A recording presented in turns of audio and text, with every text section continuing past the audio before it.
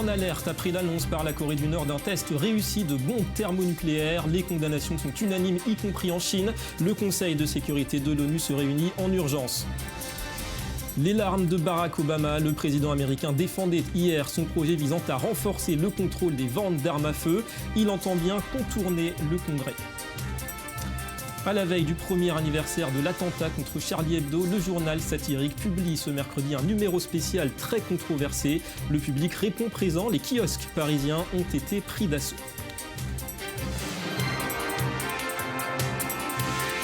Bienvenue sur I24, réunion d'urgence du Conseil de sécurité de l'ONU. La Corée du Nord affirme avoir procédé avec succès à son premier essai de bombe thermonucléaire, la bombe à hydrogène, de quoi susciter une avalanche de condamnations, y compris de la part du voisin et allié chinois. Washington dénonce une provocation. Mathias Inbar. 2006, 2009, 2013 et désormais 2016. Le rythme des essais est planifié presque tous les 3 ans. La Corée du Nord a donc réalisé son 4e essai nucléaire. La communauté internationale doit désormais confirmer s'il s'agit d'une bombe hydrogène, la fameuse bombe H. Si les images du test sont distillées au compte-gouttes, les réactions des pays voisins, elles, pleuvent. Doit-on être pour autant étonné ? Non, répond de manière catégorique Alon Lefkowitz, spécialiste de la péninsule coréenne. C'est toujours la même chose à chaque fois que la Corée du Nord essaye de réaliser un test nucléaire. Les renseignements étrangers essayent de l'en empêcher, mais Pyongyang a prouvé qu'elle en avait la capacité. Si un pays, même classé dans le tiers-monde, veut développer une bombe nucléaire au plutonium, à l'uranium ou à l'hydrogène, il le fera. Un essai qui confirme que Pyongyang n'a finalement jamais cessé son programme nucléaire, et ce en totale contradiction avec les résolutions des Nations Unies. Certains y voient un échec des sanctions américaines. Le leader nord-coréen, lui, s'en félicite dans ce message écrit. Alors faut-il ou surtout peut-on mettre Kim Jong-un hors d'état de nuire ? Dès qu'il se sentira en danger politiquement ou économiquement, Kim Jong-un exécutera cette personne en quelques secondes. Il l'a déjà fait. L'autre problème, c'est comment être certain que la personne qui le remplacera sera plus amicale. Je prends pour preuve le cas de Bachar al-Assad qui était annoncé comme plus occidental. On connaît la suite.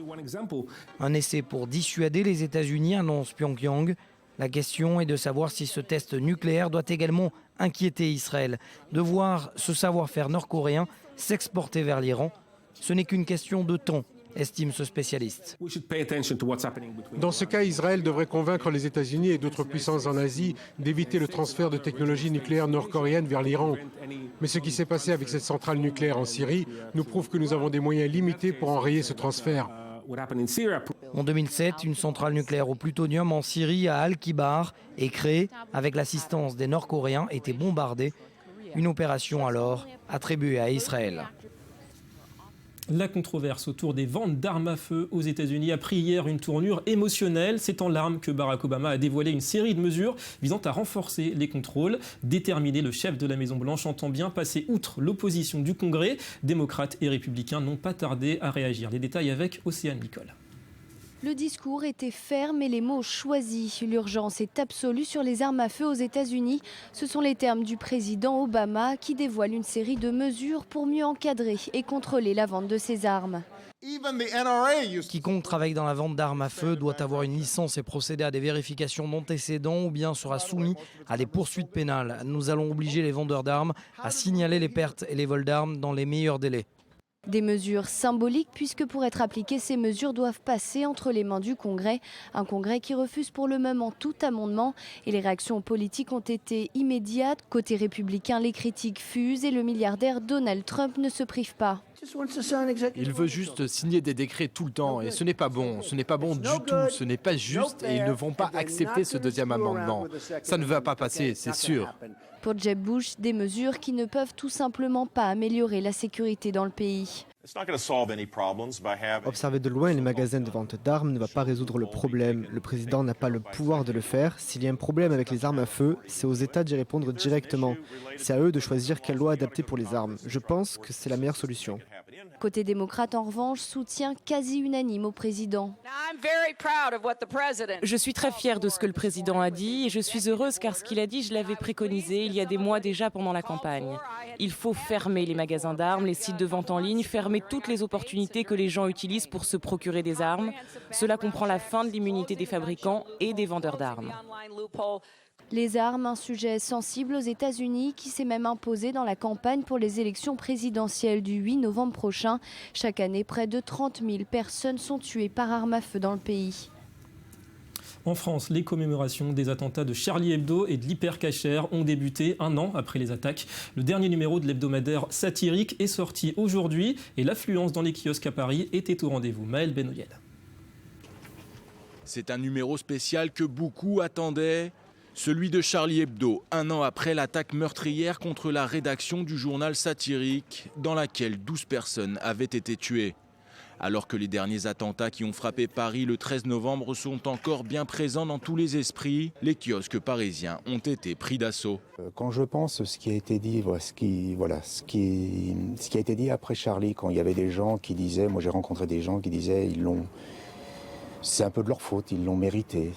Et puis, quand il y a eu le 13 novembre, ceux qui disaient ça, on les a plus entendus. Donc, c'est ça qui était agréable, enfin, malheureusement, après le 13 novembre, c'est que ça a donné raison un peu à ce qu'avait fait Charlie, quoi. Et qu'en fin de compte, ce qu'il disait, c'était pas si grave que ça.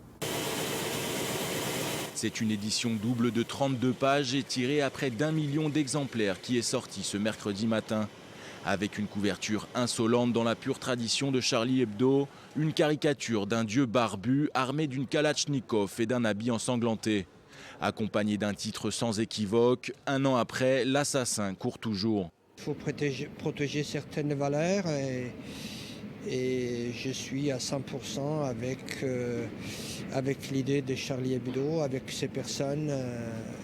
Alors que la France s'apprête à commémorer le premier anniversaire des événements de Charlie Hebdo et de l'Hyper Cacher, Paris se prépare à accueillir 3 jours de vœux et cérémonies, dont une journée en chanson prévue ce dimanche, avec Johnny Hallyday, le cœur de l'armée française, place de la République. Et puis on a appris à la mi-journée la disparition à Baden-Baden en Allemagne du compositeur et chef d'orchestre français Pierre Boulez. Il était âgé de 90 ans. Ses premiers opus avaient été publiés il y a près de 70 ans maintenant. Valérie Abécassis, rédactrice en chef Culture I24, nous parle de son œuvre qui est entrée au patrimoine de la musique contemporaine. Pierre Boulez était issu d'une famille relativement simple. Vous l'avez dit, il est mort 90 ans à Baden-Baden. Pourquoi il était à Baden-Baden ? Parce qu'en fait, dans les années 60, il s'était exilé à Baden-Baden parce que la France ne comprenait pas sa révolution musicale. Boulez, il a poursuivi un travail de déconstruction. C'est très aride quand on ne connaît pas, très ardu. C'est la musique contemporaine, de la musique sérielle, la musique dodécaphonique. C'est un peu comme de la mode japonaise. Soit vous comprenez, soit vous ne comprenez pas. Mais quand on est dedans, on arrive à comprendre la disharmonie de ce qu'avait fait Boulez. Donc il s'était exilé pendant les années 60, alors qu'on était en pleine révolution du rock, en pleine révolution du jazz, à Baden-Baden. Et c'est le président Pompidou, le président français Pompidou, qui dans les années 74 l'avait rapatrié en France et l'avait chargé de construire l'IRCAM à l'époque. Ensuite, Pierre Boulez, qui était un chef d'orchestre émérite, a dirigé la Cité de la musique. Et il y a un an, presque jour pour jour, il a inauguré, enfin il était malade, donc il n'a pas inauguré, mais enfin c'est lui qui est à la tête de la célèbre Philharmonie de Paris, qui est à Paris, qui a été inaugurée l'année dernière en janvier 2015. C'est lui qui est à l'origine de cette Philharmonie, c'est lui qui est à l'origine de ce centre dédié à la musique sérielle, la musique contemporaine. Il avait une phrase très très belle, il disait « il faut louer l'amnésie », c'est-à-dire il faut mettre en avant le fait d'oublier les choses. Donc vous oubliez la musique classique et vous revenez dans la musique sérielle, la musique disharmonique. Voilà, des œuvres interprétées aux 4 coins de la planète. C'est la fin de ce journal. Merci à vous de nous avoir suivis. Prochain point sur l'actualité dans 20 minutes. La suite de vos programmes, c'est tout de suite sur i24. Et vous retrouverez tous nos programmes sur notre site internet www.i24news.tv. Restez avec nous.